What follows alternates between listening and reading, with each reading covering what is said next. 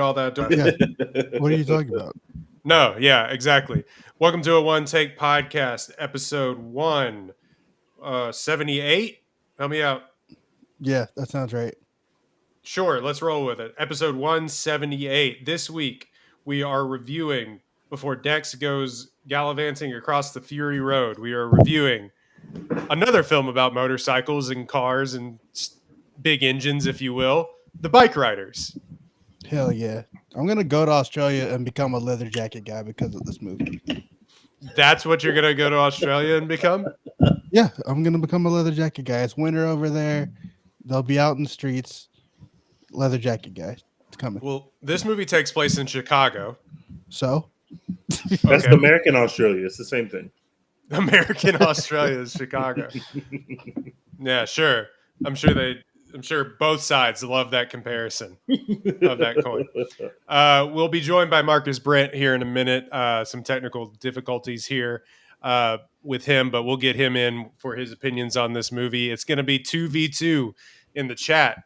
Two people like this film, two people not so much. So we'll see how that goes. But first, The Bikeriders came out technically a 2023 film, but we don't count those. How? Because of the festival. Yeah, it came out at, I want to say Telluride, maybe.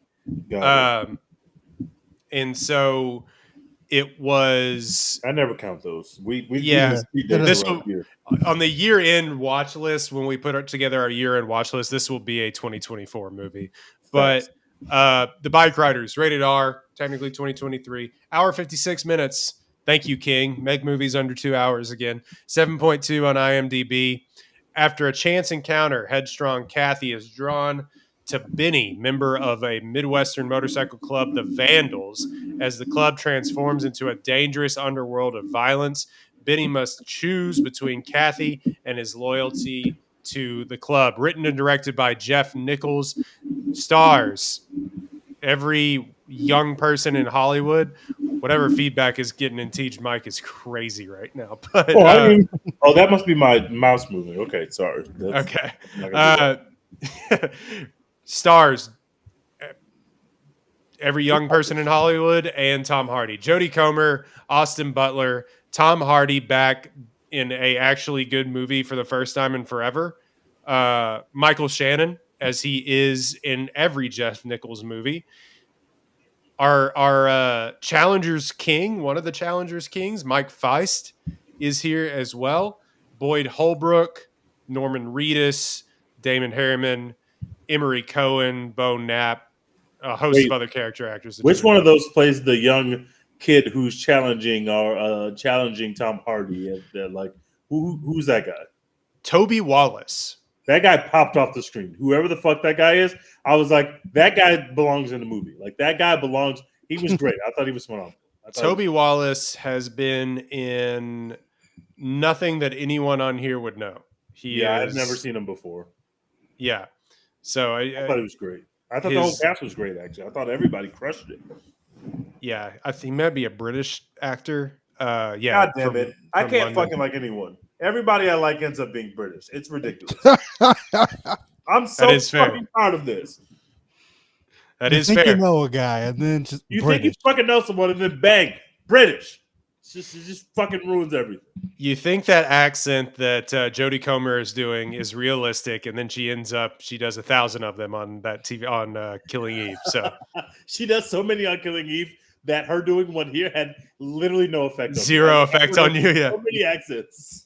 We'll talk about her. A lot of people have some interesting, takes about that performance and that choice. Very bold choice to go with the thick Chicago accent. But apparently, she sounds just like the character she's based on. Apparently, yeah. With the people that have heard those audio tapes of those interviews, apparently she sounds exactly like her. Apparently, I didn't hear those. But. So, just a quick insight into how this film came to be. It was basically like a coffee table book called The Bikeriders by photojournalist Danny Lyon from this time period, from the 60s and early 70s. He put together a large picture book of images from a unnamed biker gang or biking club at that time in the 1960s and 70s. That book was given to Jeff Nichols, writer director, by his brother or brother-in-law, and he fell in love with it. But this, there's no backstory to this movie. This movie is there's some blurbs and names in the book, but this story is mostly complete fiction from the mind of Jeff Nichols, who was inspired by this book and then wrote a fictionalized story around it, which is a concept that I don't think I've ever seen before. I don't think so either. Yeah, I mean, like someone made Humans of New York into a movie. Basically, basically. I mean, yeah, it is. Obviously, directors are always inspired by things that they see in the real world and are surrounded by, but to take something that is true life and just to be like, I'm going to make something up about this because I don't know anything about it, I'm just inspired by these images, is actually really just something I haven't seen before, an interesting look at it. The vibes were so high. He was like, I got to make this a movie.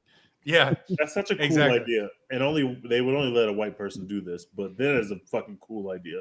This picture book, I'm just going to create stories. I'm just going to make fiction out of the stories of these real people that actually existed. That's a fucking cool idea. That I cannot hate on that. That's a great idea. Catch me later when I make a fictionalized story out of Meg Thee Stallion's Instagram posts. I do that every night. You're not. What a time for Marcus to come in. Welcome into Marcus Brent. This movie. Sorry about that. No, it's going good. We were just introing the movie. This movie has a 81% on Rotten Tomatoes, a 73% audience score. Fueled by a charismatic cast and the gritty authenticity of writer-director Jeff Nichols' approach, The Bikeriders offers a conventional yet impactful look at motorcycle culture. Marcus, you didn't miss anything. I know we normally let the guests go first, but I think I don't think I'm going to shit on this movie as much as y'all think, and I don't think maybe Marcus will, but I think y'all should go first because there are people that like this movie, and we should lead with the positive. I have some positive things to say about it too, but I'm also going to kick this movie's back in, so I want y'all to go first to establish what y'all liked about this movie before I kick their back in. All right, Dex, go ahead. I'm going to do some stuff on Twitter really quick. Cool. Yeah, I did like this movie, as we have alluded to. I just thought like this movie is just so much fun. It's so much dudes rock. It's so much. Damn, I want to be like that. Like, you know, when you see a picture of some like English person smoking, and you're just like, that's fucking cool. Like, yeah, smoking's the coolest thing ever. Bring smoking back. Yeah, you're like, bring smoking back. Smoking is badass. Why did we ever stop smoking? These people make it look like the coolest shit in the world. That's what this movie did with riding motorcycles. Like I've never been into motorcycles. My dad's a big motorcycle guy. My dad's in a motorcycle club. They all get together and ride their Harleys or whatever. Oh, sick, dude. All this other stuff. Yeah, and I've like just never given a fuck. And then I saw it in this movie and I was like, huh. I get it. Do I need a Harley? Do I need to go with my dad to a bike rally? Do I need to do that? Yeah, like there's not a great story in this movie or anything like that. It's a pretty straightforward tale of aging and being crazy and growing up and getting a life or whatever. I thought Jodie Comer's performance is good enough to center the movie around. Usually I hate when narration goes through an entire movie, but her voice was funny and interesting enough for me to like stay locked in the entire time. And I thought she was a good character, like a outsider coming in, like the audience, good audience stand-in for her to be like narrating the entire time. I thought all the male characters in this, Benny, Johnny, all the other ones, I forget their names, they don't matter. I thought they were just cool. They're just cool dudes hanging out. It's like watching Everybody Wants Some, where like there's two characters you give a fuck about. They're not really doing anything other than just living their life, but every interaction they have is just fucking cool because the performances are cool and the world feels realized and lived in. And, I thought, there didn't really need to be a huge epic saga for this movie to be compelling to me. I ended up giving it like a solid B. I don't think it's amazing, but I do think it'll age pretty well. In that, like 5 years from now, I'll just be sitting around like, scrolling through Netflix, not really sure what to do. Let me throw in the Bikeriders. That movie's cool, and I'll just really enjoy it again. I'll just be like, hell yeah, brother, all over again. Let me get a leather jacket. So yeah, solid B, dope movie. I think anybody who's interested in this movie would enjoy it if they go watch it. For the most part, and Austin Butler is him. Austin Butler, it's your world. Timothy Chalamet, eat your heart out. He might if Timmy didn't have the box office success of Wonka, Butler might supplant him as like number one guy, and he still might, which is crazy. I saw Timothy Chalamet beat him in a knife fight. What are we talking about here? I saw it happen with my own eyes. And Austin Butler was still cooler. Also, Austin Butler, he got his Oscar bait out of the way and got the Oscar nomination. Damn near won it. Like, so now he can just do fun shit and make money. Timothy Chalamet's got to be chasing that Oscar nomination for a few more years because it's going to take him a minute to get there. The further I didn't like that Elvis movie that much. You can go listen to the review of that. I don't like Everyone it. Everyone else did. But, boomers loved it, and they loved this movie as well, too. But the further we get away from that, Austin Butler should have won that fucking award. He should have won it that night. Like, that night I said this. Austin Butler's performance is so much better than Brendan Fraser's. And Elvis isn't a great movie. It's 10 million times better than The Whale. Sorry. My performance lying to my parents about where I was when I was supposed to be one place and I was another place is better than what Brendan Fraser did in The Whale. Like that is not a point of comparison. Like The Whale is just a movie that nobody on this podcast will remember The Whale in 3 years, 4 years. We will not remember that The Whale existed. We won't remember that. I remember being extremely pissed off by it at every turn, but nothing specific about it. Yeah, I think this would be like an Austin Butler is him moment for me if he had more than 35 lines in this movie. He still might be him because Jeff Nichols understandably understands that he's the hottest person on the planet. Like he's obsessed with him in this movie. The camera's obsessed with him. Yeah. And by that definition, he somehow carries the movie in that way. In that it just like the camera is slowly zooming in on his face like every 30 seconds. That first scene when they're in the Vandals bar, not the actual first scene where he's just getting his ass beat, but the first scene when they're in the actual Vandals bar and they like show Tom Hardy really quick. I'm like, damn, Tom Hardy looks cool as shit. And they show Austin Butler and I was like, never mind. I didn't know what cool was. I mean, he has like the classic, like the Grease sort of. He just slow zoom pan through a smoke-filled room of him being really handsome and looking up from the table into camera with like no sleeves on. I'm like, is this the coolest anybody's ever looked in there? I have never once looked that cool on like in anything. Like if they tried to do that with me, like people get up and leave the theater. They'd be like, ugh, ew. Like, it just is brother, like, brother, like, what's that? I just, why is there hair on his shoulder? You know what I mean? Like, it's just like, I just think that, I don't know. I think he carries the movie in that way. I wish he sometimes would have had more to do. There is a point in this movie where he literally gets up and rides his motorcycle off into the distance. And I was like, oh, he's going to film Dune 2 like that. I just, in my head canon, he was just riding off into the distance to go film Dune 2 real quick. And that's why he isn't in the movie for like 30 minutes at one point. But I love Jeff Nichols as a filmmaker. I think he captures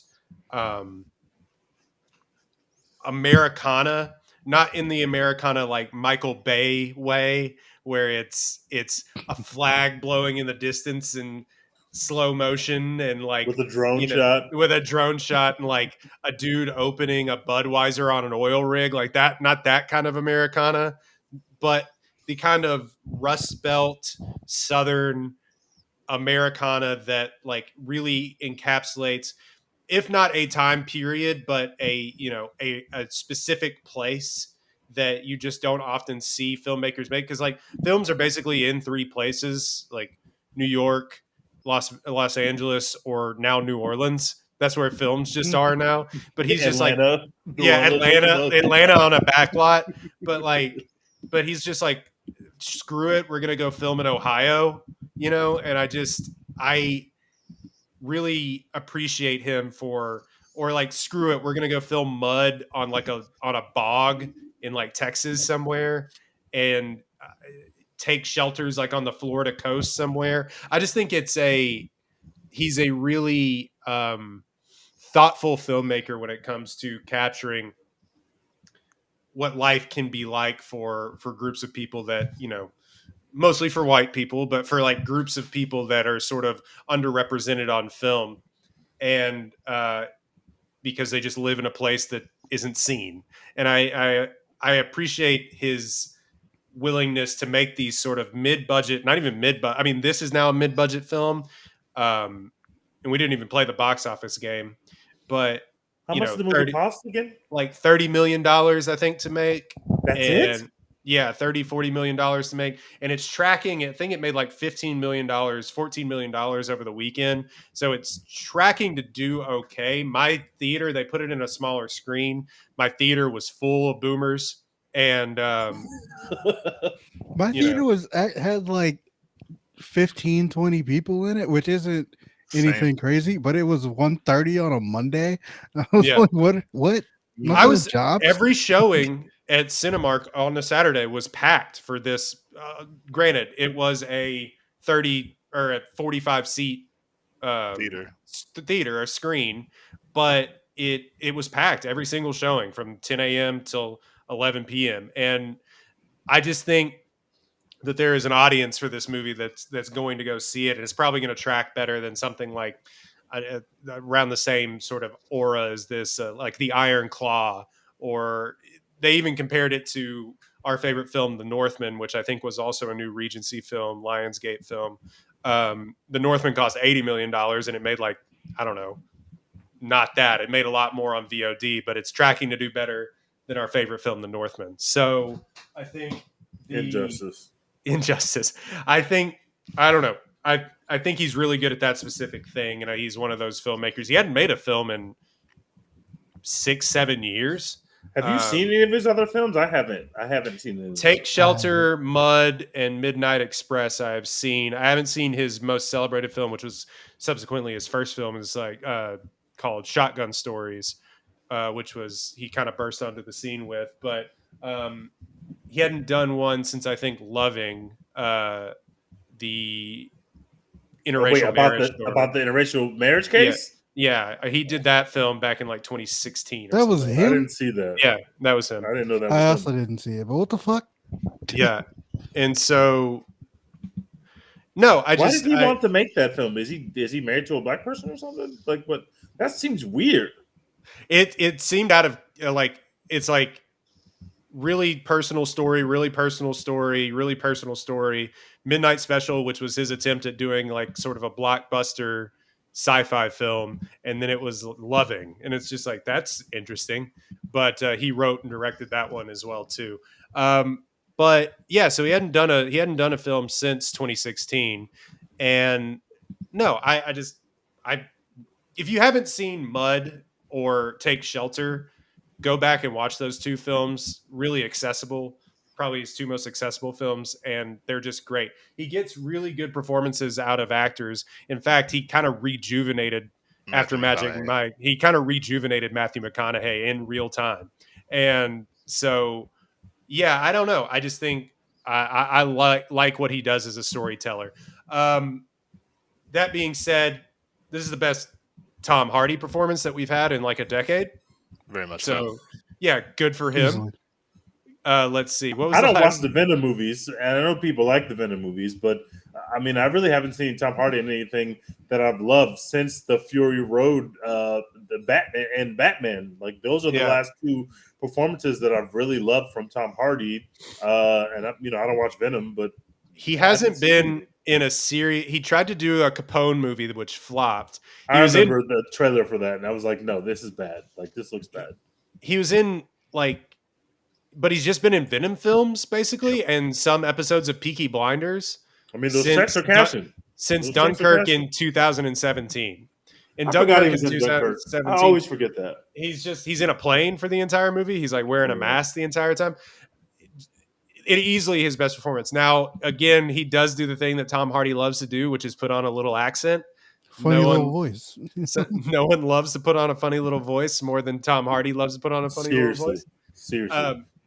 That being said, he's really good. He's scary at points. He's kind of really kind of like a lost, wandering figure at some of these points, which is ultimately what this movie is about, sort of finding your way in a time when it may have been hard. He starts as like a suburban dad that is like, my life sucks, so I'm going to start one scene. He's a suburban dad. He does you see his wife one time in that one scene. No, she's there. She's ride or die. She's there the entire time. But he basically does a fight club, which is really funny. He saw Marlon Brando on TV and was like, "I'm gonna start saying that." Yeah, I can. That's cool as shit. That's cool as shit. I want to do that. That's what a lot of people are gonna see Austin Butler on the screen and be like, "Look, I got to go start a fucking motorcycle club right now in my local area." I'm going. I gotta tell you, this movie is the plot is almost non-existent. It's like going from point A to point B, and the ending, some people may not enjoy it, but I think that the themes are so present and so maybe not super present to what we're doing today, but it's like, it is like the wandering guy that a lot of these films will do. And it's like finding your place in society. And I think the themes outweigh the sort of lack of a plot, if you will.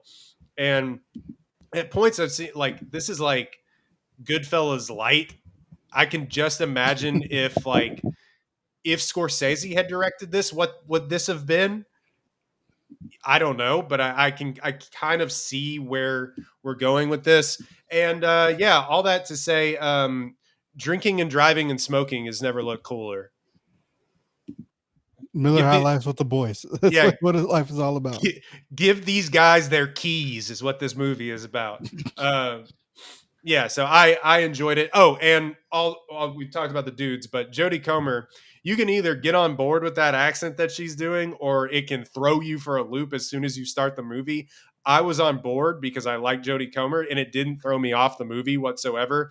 And if you just get on board with the choices that she's making, she gives in a really good performance. Really, really good performance. I make 1,000 of these movies, mid-budget dudes rock movies. I don't care. I really like this. B+ for me. I ranted for a long time. That's fair. I'm going to say that I agree with what you guys are saying. I'm giving it a C because while I do like the performances, the things that y'all are saying that y'all are like okay with, I would ding it for. Like it does. I sat through the movie and I was like, that's cool if this is what the movie is going to be, but I thought that it was more. If you go back and like look at the trailer for the movie and how everything sort of takes over in the movie, it's completely different. The way that Jodie talks about the way that the gang sort of like derails, it leads you to a point of thinking that like Tom Hardy is more bad than good.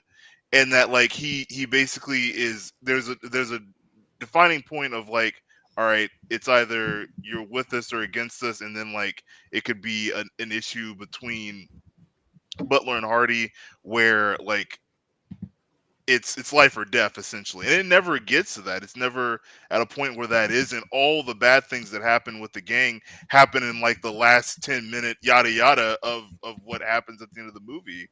And so, like, that's all that I had a problem with, is that it was definitely felt like they were putting out a movie that wasn't what I was sitting through. And so when I got to the end of the movie, I was like, well, I mean, it was a movie about guys riding bikes. They didn't lie to me there. It's in the title.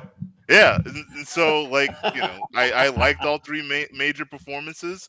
But I just sat there and I was like, this is not what the trailer was at all. Like, I don't know how I feel not getting the movie that I thought I was going to get. And I didn't love the movie that I got. So then that's where I was kind of just left wanting. But yeah, like you guys said, like what Jodie's doing, totally fine with the accent. Like I was in for the ride. Getting what I got from Tom Hardy, like Tom Hardy put in through a great performance. Austin Butler is great, and I'm like still iffy on Butler and Chalamet on them being what they are. But I mean, I liked Dune 2 more than I did Dune 1, so they both get a good grade there. But overall, like I said, the only problems I had with the movie was feeling like I was sold a bill of goods that wasn't the actual movie. Well, look, and that is fair. I will say they did a bait and switch with the trailers. I've seen those trailers now. They've been broadcasting those trailers in the movie theaters for 7 months. Yeah. And they do a bait and switch with the trailer in what you did get. So yeah, I'll give you that. Yeah, and it's like they show those three guys that they end up like killing at the end of the movie just randomly. Like that's just again like all that stuff is just like 5 seconds left in the movie. Like, oh yeah, it kind of went to hell after Tom Hardy died. We're here. We're now in Florida. Everything's cool. Whatevs. It does not to spoil the movie, but it does do sort of like an anti-ending. We can get to it here in a minute, but it is like, all right, things worked out for these guys and not for these guys. I love the final shot, though. The final shot's so good. Just Austin Butler's face. Yeah, it is him hearing the motorcycles and being like, "Oh, you got the I'd really give me one of those. You heard the motorcycles." He's about to run away again. Yeah. Tej, why were you gonna kick? Like they don't even know I was a leader of a biker gang. They're all like, no, we don't care. So I have admittedly never seen a Jeff Nichols movie before. So I was coming into this blind. I'd seen the trailer, but I was really coming into this blind. Let me start with my positives. I think everybody's giving an amazing performance. I'm all in on Austin Butler. I just hate the characters that our main characters are given to play. I think all the characters are pretty flat. Like Austin Butler is like the stereotypical eats his feelings guy from the 60s who never had a conversation about his feelings in his whole life. It's like, all right, I understand what kind of man you're putting on the screen. I understand this is the kind of man of the time that we're making, but my God, these people have nothing to actually do other than look cool and look hot and ride motorcycles, which is a lot of good vibes. Like the vibes are high because these people are giving great performances. I've sang the praises of Jodie Comer many times. No, I'm kidding. I've sang the praises of Jodie Comer many times on this podcast. She does weird voices all across the first season of Killing Eve, which is some of the best television you could ever see. I think she's great. I think she does a great job in The Last Duel, which is an overall pretty good movie, just way too much sexual assault that for anyone's taste. So much. So much sexual assault, way more than we needed Ridley Scott, but I love Ridley Scott, and I thought she was great in the movie. I just think she's great in almost everything I've ever seen her in, so I was excited to see her here. Austin Butler is a legitimate star. The camera loves him. He looks like he looks as cool as Brad Pitt in Ocean's 11. Like he is operating on that level of cool. Motorcycles are cool. Like it's cool to see dudes riding motorcycles. It's cool to see 50 white dudes riding down the street in motorcycles. Well, local businesses. That's cool. Depends on when and where you were, but yes, that's true. Luckily, there were no black people around taking the block. I'm sure that 95% of these men are racist, but you don't really ever encounter racism in any black people. It's great. There's no black people, so there's no racism. It never comes up. So, there's a lot of cool stuff happening on screen. I love the performances, and as a filmmaker, I like the way that this movie looks. Like Royden saying this was a $30 million movie is shocking to me because I don't know what the fuck movies cost anymore. Because this movie looks great. Like this movie doesn't look like a $30 million movie. Not to shit on a $30 million movie. The Iron Claw doesn't look like a $30 million movie either. It looks great. But also the actors in the Iron Claw are on a much lower level of their stardom than the actors in this movie. So I thought the budget would be higher because Tom Hardy doesn't work for cheap. Austin Butler probably not cheap at all, although maybe he called him early enough on his ascent that he got him for a cheap rate. Jodie Comer, maybe you can get for cheap, but I think that's going to end very soon. So I like what the people are doing on screen. I like everybody's performances, but Jeff Nichols, the writer, I have a huge issue with. This film quite literally has no plot, and I think the movie is more interesting if two things happen. Either A, when I first saw the scene in the bar that we referenced earlier, where you first meet Tom Hardy first, you see him first. You already seen Austin Butler, but you haven't seen him in this particular scene yet. You see him first, and then you see Austin Butler in the bar, and it's like Austin Butler is the young new generation of hip. He's cooler than Tom Hardy, but Tom Hardy's the leader of the gang, at least for now. I'm thinking this movie ends with a showdown between our two male protagonists. It's perfect. It's Lion King. It's literally Simba versus Scar at the end of the movie. And I know that's a layup, but it's literally elite movie making. This formula doesn't fail. Put two leading men on screen, make them opposed to each other. The reason why Heat works is because you got De Niro, you got Pacino, and they are butting heads. That's why the movie works. That's literally the recipe of the movie, right? Or there's a point in the movie where you realize that Jodie Comer's character and Tom Hardy's character are fighting for time from the Austin Butler character, who literally never talks. He literally never talks. He has like 20 lines. They're fighting for his time. You can't have him. You don't own him. And I'm like, oh shit, we're about to really turn up.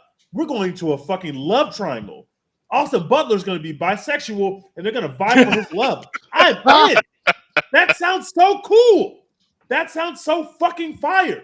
So imagine my surprise an hour into the movie where I realize as we pan out that the tension of this movie, obviously the tension of the movie is like aging, growing, things changing rapidly, and the people of the last generation being caught in the whirlwind of the new generation of change. That is our mission statement of the movie, if there is a mission statement. How change is affecting these people. However, showcasing that change in like, oh yeah, there's all these young dudes in the club. And now these young dudes are just beating the shit out of the old dudes and trying to rape people. I was like, whoa, that happened real fast. How did we get there? I literally have no idea. I was in my brain, I was like, I don't know how we got here. They go to a party, the young dudes are there, the old dudes are there. One of the dudes is like, yeah, I want to be a biker cop. Like, I kind of over this biking shit. And there's like apparently rules that we haven't been told as the viewer that if you're leaving the club, they're gonna beat the shit out of you. But this seems to be something that the newer dudes are really enforcing and the older dudes are not really enforcing. But it's not something that plays out on screen yet. So all of a sudden, this dude gets the shit kicked out of him. I'm like, that's weird. This is weird. I thought we were going to have ops from a different gang, or we're going to have internal ops of the characters that we've already met. Now we're introducing all these young guys, and now they are the new ops. I hated that. I hated that writing decision. Hated it a lot. And then we get to the point where we have this young kid. I don't think anybody's mentioned this kid except for me. This kid popped off screen. The young kid has an interaction earlier where he wants to join the club. It doesn't go right. He tries to physically assault Tom Hardy. Tom Hardy cleans him up because Tom Hardy is still at the end of his prime, if not in his prime. Tom Hardy gets him the fuck out of here. I love that. I love that. I love that. Our last battle is between this young guy and Tom Hardy. Don't hate that. But it's like we didn't spend enough time with this young character who I thought was the second coolest person in the movie in terms of just pop up on a movie screen and look cool. He looked so fucking cool. I was like, I've never seen this kid before. This kid looks fucking cool. I'd follow this kid. And so we have this last moment. This school shooter? You'd follow this kid? He was kind of a school shooter vibe, but I only thought that after he brandishes a gun. Before he brandished a gun, I did not get those vibes from him. I just thought he was a cool knucklehead kid. Yeah, and then he pulls out a gun, and I was like, "Oh shit, I read him wrong." They opened that thing with him stealing hubcaps. I don't think this guy's cool at it. Whatever. It's the 60s. It's cool still. Victimless crime. Yeah, facts. So I didn't love that angle, and then you have Austin Butler's character quite literally just exit the film for 30 minutes.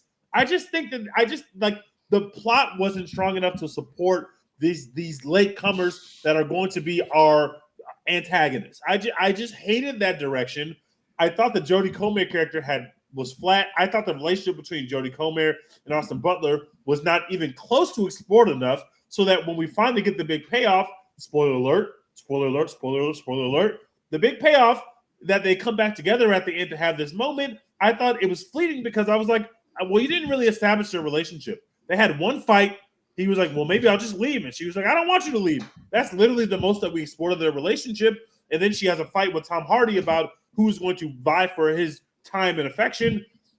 I thought all the stuff about Tom Hardy versus Austin Butler, where it's like, I want you to take over the club. No, it'll never be me. I didn't give a shit about that. I could not have cared less about that plot of the movie. When I realized that's what we're building up to, I felt cheated. I was like, I want to see either these people team together to fight the ops, or these people are are against each other now, and we get to see a showdown. I didn't get either of those.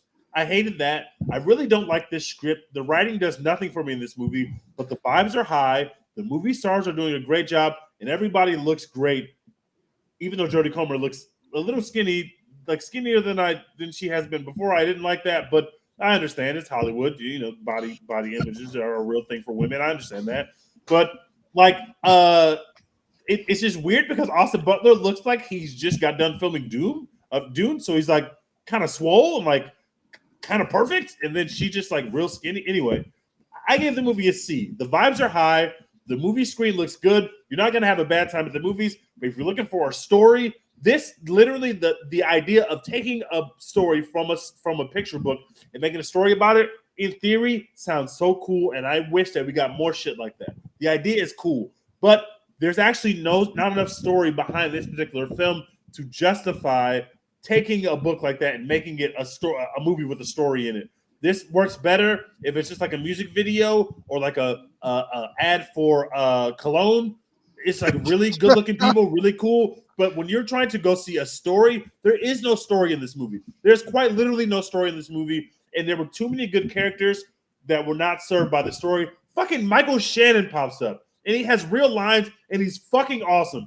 The random guy from California who I've seen in a lot of things, I don't remember the actor's Walking name. Dead. He's awesome. Yep. He's awesome. Yes, that's the guy from The Walking Dead. Yes, he's awesome. He shows up. He's fucking awesome. Everybody looks good in biker jackets. There was actually a biker gang in my theater. My theater was probably a third full, and I walked out and I saw a whole line of people with Pasadena Biker Club jackets on, who were all also the loudest people in the movie theater, who were just like, it was okay. Like, it was all right. Like, they were not overly impressed with this movie, even with the motorcycles. But I will say also, the sound of a motorcycle in a movie, the sound of the motorcycle in this movie, it's mind-blowingly good. When you are hearing the motorcycles revving, it takes you to a different place. And so the filmmaking aspects of the movie, in terms of directors seeing what we see and what we hear, I thought was out of this world. I thought it was great. But the story doesn't back it up. And I just wish that Jeff Nichols did everything, all the casting, all the cinematography, everything that he did, but he just let somebody who can actually write a script. And I have a much more fun time. I was at a C. I got to go C+ because I did enjoy enough about the film to say I didn't have a bad time at the movie theater. I just was pissed off that there was no story, but I gave it a C+. I was disingenuous to say that he can't write. I really would implore you to like go back. And I can't say that because I've never seen his other stuff. Yeah. I'm just going by this movie. I can't say that. But what was I going to say? This is more sort of Easy Rider, if you've ever seen that movie. Yes, that's a good comparison. Then it is, I don't know, name an action movie than it is like Fast and Furious, even if you want to call it that or whatever. But you know, something more down to earth than Fast and Furious. But it's more reflective about a certain period of time, and than it is worried about trying to tell you how to feel. Yeah. So I could see where somebody would be like, what the hell? You know, when I came to see like Austin Butler and Tom Hardy square off, you know, fight. I would have loved that. Yeah. I would have loved that. It's either fight or kiss, bros. Fight or kiss, and we got cinema. We got real cinema. Fight or kiss, bros. They really did feel like they were about to kiss. Tom Hardy I thought they were going to kiss. Almost kissed him on the neck. When he was like, "It's yours," and he was like whispering to him, I was like, "They're gonna fuck right now. Like, sex is about to happen." Like, I thought we were going there. Can you imagine the kind of people that are going to see this movie seeing that and be like, whoa? Like, can you imagine? It's Pride Month, baby. I was down. I was like, let's go. This movie would have anything's on the table. This movie would have a 35% audience score on Rotten Tomatoes. If that the culture war would have been insane. A lot of MAGA people on the right being like, "This is Brokeback Mountain on motorcycles. Get this shit the fuck out of here." Quite literally. But yeah, everything you said about like the story not quite being there, I feel you. They definitely could have used the kid more. He has like 5 scenes in the movie. Yes, he's like the main antagonist. 3, really? 3, yeah. Yeah. He steals the hubcaps. He like beats up his dad or whoever. Yeah, tries to join Comes the to gang. the bar the first time. He Yeah, beat the shit out of his dad. And then he like kills Tom Hardy. Yeah, spoiler alert for the we've already spoiled it, but spoiler alert for the end of the movie. So why does he shoot? Why can't we see a knife fight? What are we doing? Well, I knew as soon as he came up that he had a gun. Yeah, it was he was also like, I don't have a gun, and he was like not hidden behind his back. It's the most predictable thing to like say it.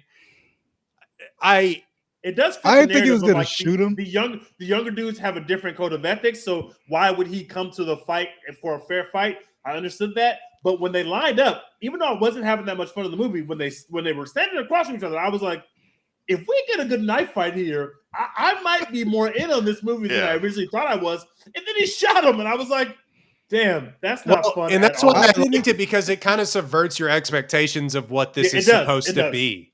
Yeah. You know, it's not a traditional, because Tom Hardy would have rinsed that kid. I 110%. But it subverts your expectations of oh, well, Austin Butler's supposed to then take over the gang or challenge this guy after Tom Hardy dies. And it's just like, no, he's just he gets out of it. He's done. He's done Future's with whatever. Now, old man. Yeah, he's done with whatever this is. It's like Tom Hardy, dies in a blaze of glory in a fight with this kid. No, it's just he was shot.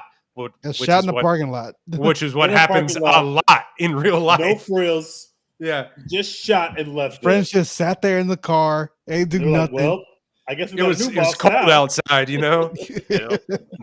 I think I definitely didn't expect for him to get shot. I expected him to die very quickly though. Like they set you up with that last 15 minutes before that of Tom Hardy going around saying his goodbyes to everybody basically. None of the old guys, you could tell he was going to die, but none of the old guys thought let's pat the kid down before we're going to do our gun. It's they're it's cold. We're going to sit in the car. And I was like, so we're not patting this kid down at all. We're just going to assume that this kid has the best of intentions, even though we just saw a group of young guys quite literally try to brutally rape Austin Butler's wife. Quite literally hey, you're alone at a party for 15 seconds. I guess you're the next victim of rape. And it's whoa, how did we get here?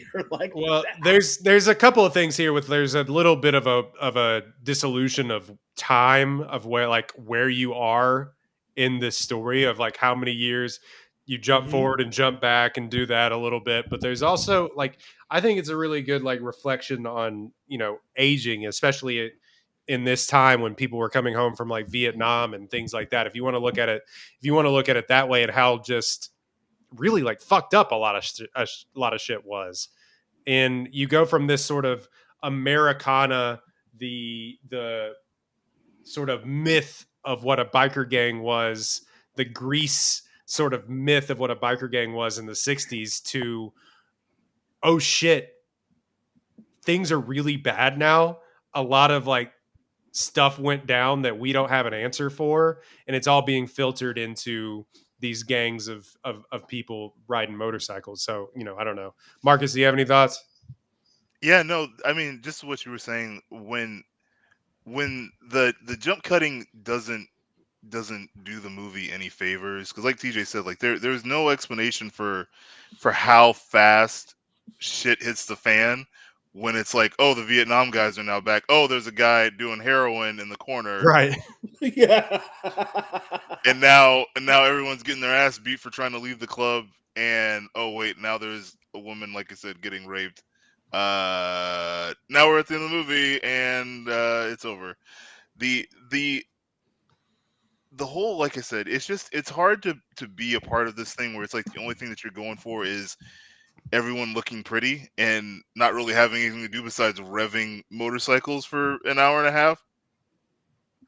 And yeah, it's painful to see like Michael Shannon show up and then not really have much to do. And really, you can say that about most of the other guys. The guy from Justified who ends up meeting a windshield, he was also good. This is probably the only other thing I've ever seen him other than Justified, and he was good as Hardy's number 2.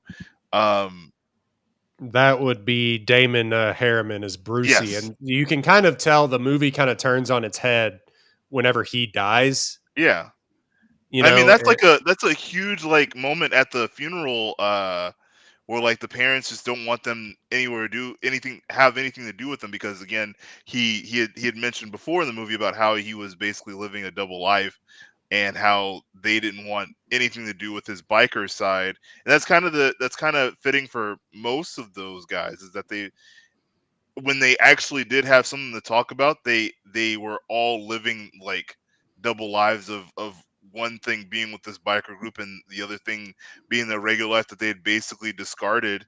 And the only person that's really bonding both of those pieces together is Tom Hardy. But Right. other than that, like everyone else is kind of like, I can't be the person I was anymore because I'm here at this club. So he played Charles Manson in Mindhunter. Oh, that's right. He did. He was great too. R.I.P. Mindhunter. They took so much from us. Netflix, I will never forgive you for this ever in my entire life. No, so yeah, I don't have much other to say about this movie other than, to me, good vibes. It's going in my dudes rock category. It's not the top of dudes rocking, but it's going to go in there eventually, I think. Might put this in my hell yeah brother category on Letterboxd. So we'll I see. think this is definitely a movie that will age a lot better, like on rewatch when you know what's about to happen and you just kind of fill in all the little hints yourself. Like, there are those movies that like the first time you watch them, story's not that great, whatever. Second, third, fourth time you see them, you're like, oh yeah, this is about to happen. That guy's about to get shot. That guy's about to get beat up. That guy's like losing his family over this. Jodie Comer just said this thing that's about to happen. Like, holy shit. It's I feel like we'll come back 5 years from now and be like, yeah, the Bikeriders ruled. I don't think to tell y'all right now, the Austin Butler momentum is not stopping. The next movie and the only movie he's got listed on his Wikipedia that hasn't come out yet is a film called Eddington, which is an Ari Aster film. And guess who's going to be there at night one? It's me, because Ari Aster is my GOAT. I'm going to tell you who's in this film. Ari Aster, what? This is a Western black comedy film written and directed by Ari Aster and starring Joaquin Phoenix, Pedro Pascal, Emma Stone, Luke Grimes, Austin Butler, Deirdre O'Connell, Michael Ward, and Clifton Collins Jr. A24 movie. I mean, I could not be more in. I am in. Ari Aster is literally my GOAT. I will be there. I am the only person who has rewatched Beau is Afraid. I have seen Beau is Afraid 4 times now. Wow. Oh God. 4 times now. I've seen exactly 2 Ari Aster movies, and that man is 1 for 2, but the one was just such a wild. The one was like when Luka threw up that like random half-court lob in the All-Star game that like clanked off the backboard. Just everyone was like, "What the fuck is wrong with you? Why are we playing the All-Star game anymore?" Beau is Afraid fucking sucks. I don't like Mariah Carey needle drop is the greatest needle drop in the history of cinema. Almost single-handedly ruined that song for me. I was this close to never listening to it again.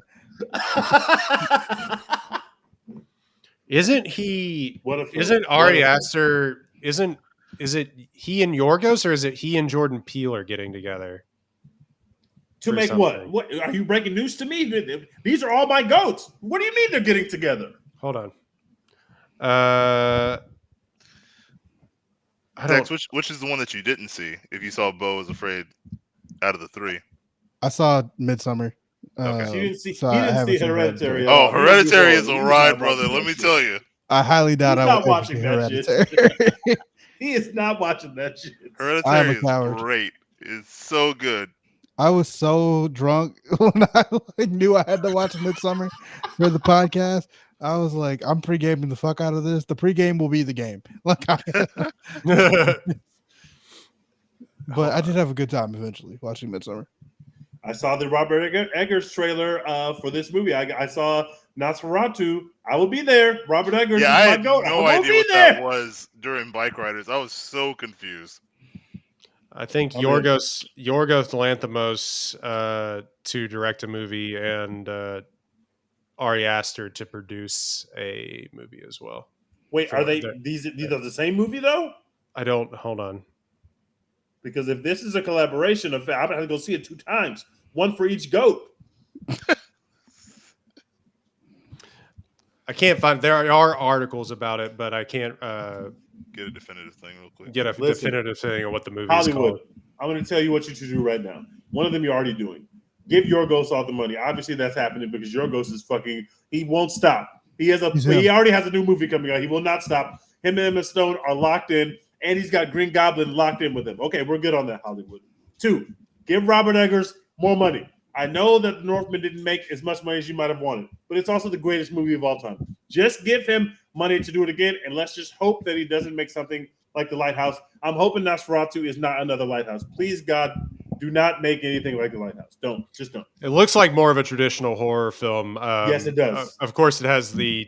I saw that trailer before they dropped it on Twitter. I actually saw it before the Bikeriders.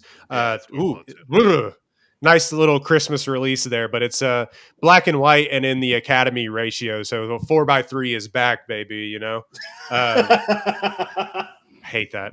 But I can't remember what it was called, but there was another like horror thriller trailer before the Bikeriders. It looked like it's gonna. Was it Longlegs? Because that's going to be the movie. Absolutely not. It was from the. It was the what's the shit? It was from the producers of The Barbarian, but I can't remember what the movie was actually called. Oh, I know what you're saying. I saw that as well too. But have you been seeing these Longlegs reviews, Royden? Yeah, everybody is saying the most incredible shit about Longlegs, about how scary it is. I can't wait. I can't fucking wait. They're like saying it's like the best film ever, and they need like 5 months to recover. So I don't know what that. I cannot fucking wait.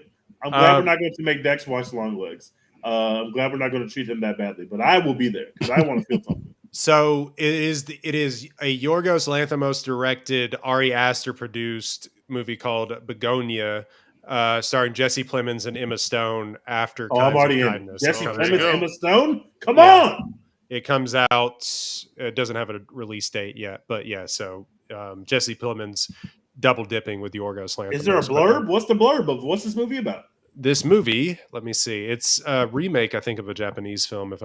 Two conspiracy-obsessed young men kidnap the high-powered CEO of a major company, convinced that she is an alien intent on destroying planet Earth. Yorgos is operating on a different level, bros. I want you to see what Aster's doing. I want you guys to see what Yorgos is doing. I want you guys to see what Eggers is doing. These 3 guys they're doing it. They are literally doing the thing. I'm so excited for these 3 guys. I'm so excited. Early reviews for Kinds of Kindness are not. I saw that. People don't like when you have a whole bunch of short films into a movie, and myself, I agree. But Emma Stone has not missed on screen, and Lord knows how long. I have not seen her miss on screen in years. It's been years since I've seen Emma Stone and be like, Emma Stone is her. She is operating on a different level right now. She's just her. So yeah, Kinds of Kindness is going to come out, so we'll watch that here in a little bit. But after that, I don't know what's actually on the docket. Dex is going to be gone, but we do have Quiet Place, the prequel. Oh right, yeah. Dex wasn't going to see that one either. So like, he wasn't going to see that shit. He's not watching that shit. You got to watch the Quiet Place movies, man. I'm going to watch both of them this week before Thursday when I see the third one. We might get you back on here again for that one. Let me know. I can't wait for A Quiet Place.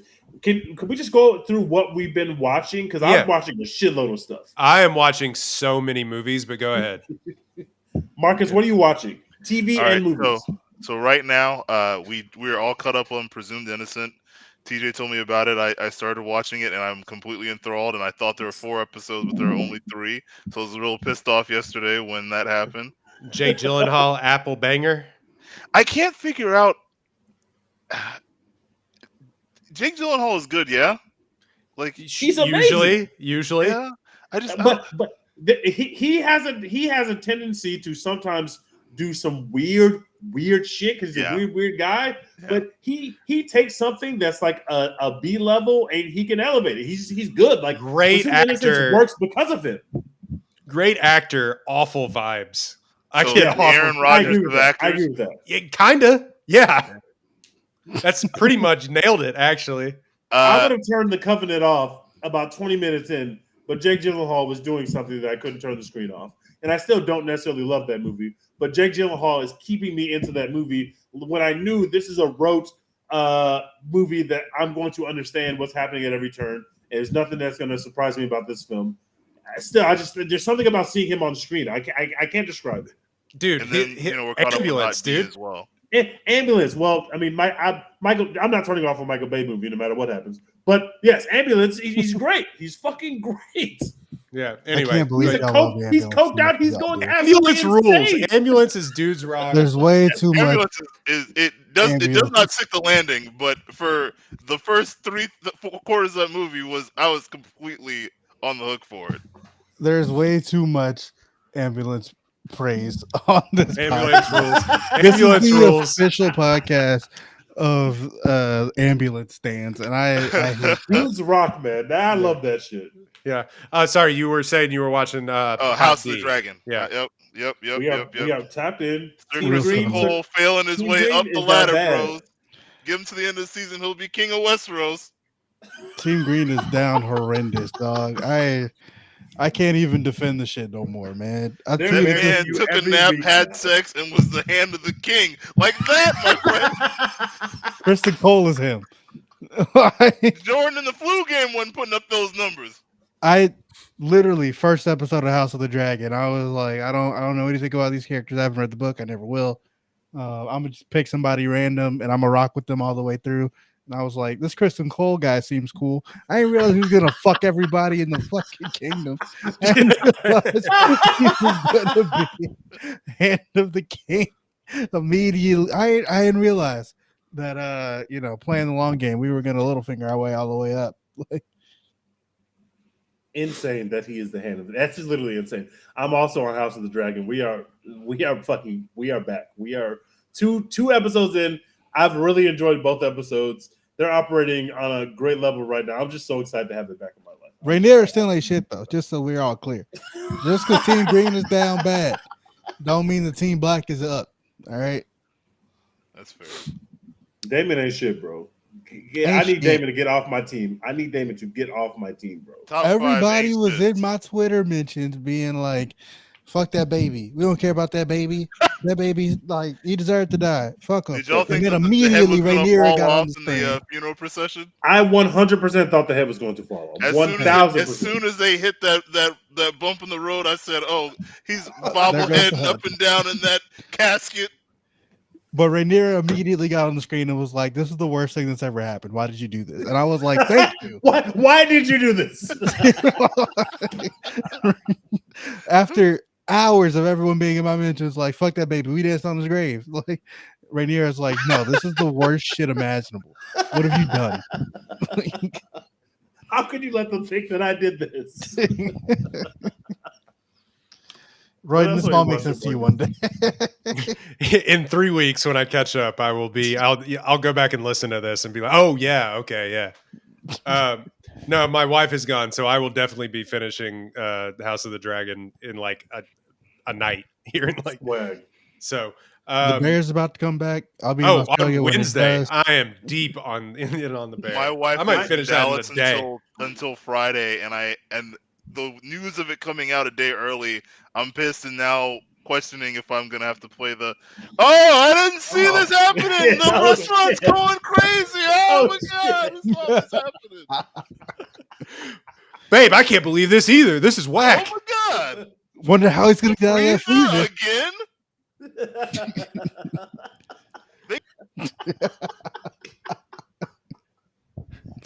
cousins up to the same old Anthony. I wonder if he's going to call him cousin in this one. That'll be do that. Actually, great acting.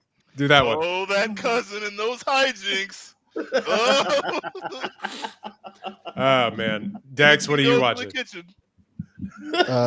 House of the Dragon and the Stanley Cup Finals. RIP to the Edmonton Oilers. You wasted everyone's time. Canada has had a tough year, guys. It's been tough. It's been a tough year for Canada. It's wasting everyone's time. You should have just got swept. Like, why what was the point? Did Connor McDavid win the playoff trophy? Yes, he did. Do I know anything about that? No. Am I outraged? Yes. It's basically an MVP. It's not a. It's outraged. Yes. They don't have a Finals MVP. They have a MVP of the entire playoffs. So that'd be interesting. It'd be like LeBron winning the MVP of the entire playoffs after getting swept by the Warriors. But as long as they ain't try to give it to Luka this year, I like that award idea. I like that. Dex, you're gonna have to watch some movies on the plane, man. Catch up on some stuff. Yeah, I downloaded an Emily Henry book to read on the plane. Actually, you're getting your basic beach bitch on. Yeah, this is against your brain. Literally. I just wanted to touch on something because y'all were talking about Pixar last week. My top 5 are The Incredibles, Finding Nemo, Toy Story 1, WALL-E, and Coco. That's basically mine. I think that's basically mine. We might have the same top 5, except for I don't remember if I did Coco or Finding Nemo in that 5th spot. I'm gonna have to rewatch WALL-E at this point. Like I said, amazing. I've only watched it the one time, like 15 years ago, and I was like, eh. Yeah, WALL-E, great, man. Now I'm a fully grown movie boy, and I'll probably appreciate it more. Narrowing that down to 5 is so hard, man. There are legitimately 10 Pixar movies that I absolutely love, maybe more than 10, because I love every Toy Story movie. So that's already 4 right there. So we were including multiple Toy Story movies. My top 5 would have looked very Toy Story heavy. Yeah, Toy Story 1, 2, 4, Toy Story 1.5. Tej, what were you going to say? How many things have you been watching? I'm watching House of the Dragon. I'm watching Presumed Innocence. I'm also watching Dark Matter. I'm about to start The Bear rewatch here soon, hopefully. So I got a lot of TV going on, but I also watched, which is on Letterboxd, so I'm going to include it because it counts, the Kendrick Lamar pop-out concert. It was fucking incredible. I gave it 5 stars on Letterboxd. I didn't know it was on Letterboxd, but when I realized that it was, I gave it 5 stars. But I'm really in my what TV are we doing? What are we doing? I don't know why that's on Letterboxd, but it's on Letterboxd. I'm in my TV bag a lot. The Bear is coming back, so I'm trying to decide whether I'm going to do a full rewatch or just watch the last couple episodes, starting with Fishes, obviously. But I mean, TV is here. TV is here for the summer, and I'm watching The Boys. I can't believe I didn't say that. I'm watching The Boys. Oh yeah, of course. I'm watching The Boys. Deep in on The Boys. Homelander is really turned things up. He is him. I mean, he turned things up. So I'm watching The Boys as well. And that's you got to be careful with your Homelander praise, Tej. Oh, I'm not praising him. I'm praising the performance of Anthony Starr. Obviously, Homelander is a complete piece of shit. And he went back to where he was created, and there's all these white people that treated him poorly. And I was like, this guy turned into the most racist piece of shit I've ever seen. I don't see no niggas down here putting you in the oven or keeping you locked in. I just didn't understand that. I didn't get that. So fuck Homelander. I've watched a shit ton of movies. I watched Dumb Money, which is on Netflix, which I'm surprised isn't a bigger. Right? It's really good. I'm surprised isn't a bigger hit on Netflix. It seems like one of those movies that more people would have watched, kind of like The Menu or something like that. Mm-hmm. I rewatched Dark Waters the other day, also on Netflix. If you haven't ever watched that, you got to be in the right mindset, but go do yourself a favor, watch that. It's about forever chemicals in your bloodstream. So that's really the Ruffalo joint. Yeah, it's really good. It is the guy that did May December. Todd Field did that movie. Shout out. I like Todd Field. I hate May December, but I like Todd Field. May December is real cinema. No, that was Todd Field, wasn't it? That did that movie. Yeah. No, Todd Haynes. Sorry. Todd Haynes. Sorry. Yeah. Is Todd Field? Todd Field's the other one. Todd Field. I just saw the trailer for the new Penguin show, guys. I don't care what people say about that last Batman movie, which I love. I'm in. I'll be watching the Penguin show, and I'll be watching. They're starting to Field film is Batman 2 next year. Todd Field is Tar. I did a Daniel Radcliffe movie because he just won a Tony, so I watched Escape from Pretoria, which is a prison escape movie on Amazon. I did Thief from Michael Mann, Manhunter from Michael Mann, and The Big Chill from Lawrence Kasdan. All like 80s movies kick on the on Amazon, and all I like also Manhunter. I like Manhunter a lot. Real also quick on basically Daniel coincide with Radcliffe the winning a rewatchables. Tony. I just assumed that like because all the people that won Tonys this year were like famous people I had heard of before, like Daniel Radcliffe and Sarah Paulson. I just assumed that like it was just the Tonys being like, hey, we need people to care about the Tonys again. Let's give them to famous people.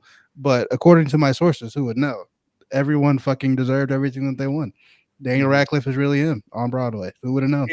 Is Sarah Paulson still a fan? Is she still engaging in activities that we spoke of on this podcast years ago and agreed never to speak of again?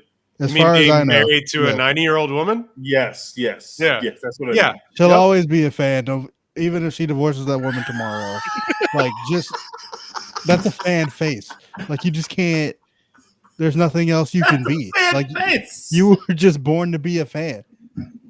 She a fan. She a fan. She married a fan. to Sarah in real life.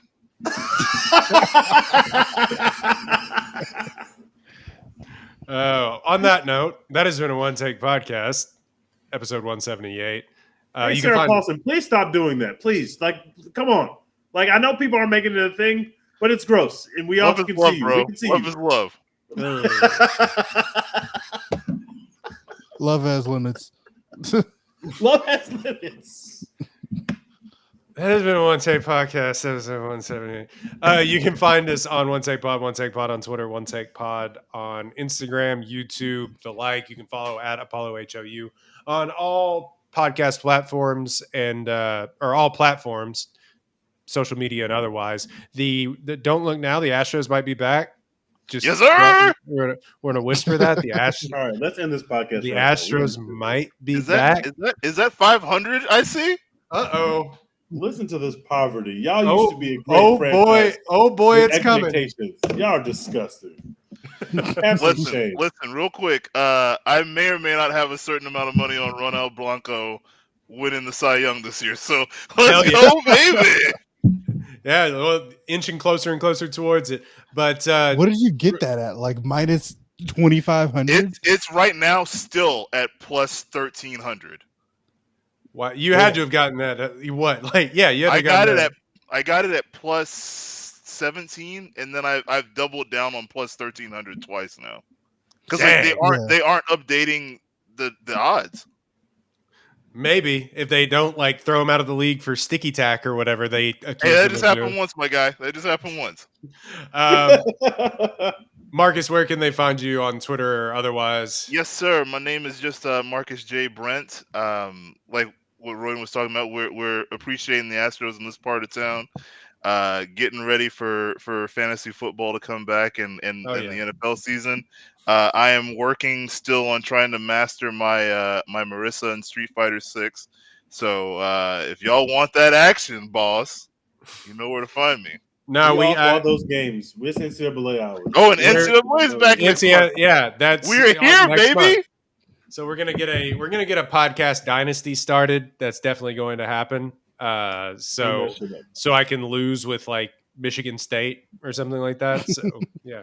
Anyway, Minnesota. Let's go with Minnesota. That you gotta go the Eastern Michigan route. You can't have all those facilities. All right.